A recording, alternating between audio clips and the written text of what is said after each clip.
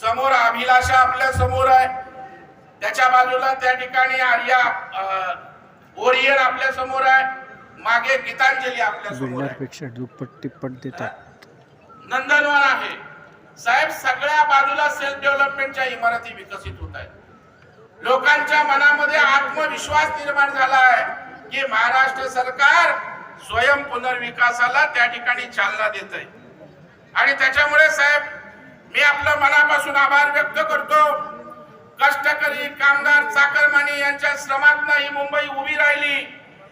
मुंबईसाठी त्या ठिकाणी रोजीरोटीसाठी आलेल्या प्रत्येकाच्या निवाऱ्याचा प्रश्न हा गृहनिर्माण त्या ठिकाणी चळवळीने सोडवलेला आहे.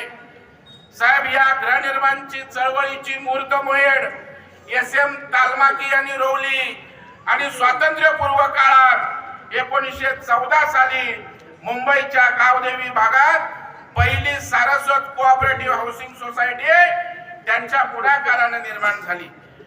जवळपास 75% लोक आज मुंबईच्या हाऊसिंग सोसायट्यांमध्ये या ठिकाणी राहतात. आणि साहेब, हाऊसिंग सोसायटी म्हणजे केवळ घर मिळणं नाही, तर ते एक एकीचं प्रतीक आहे, ते सामंजस्य प्रतीक आहे.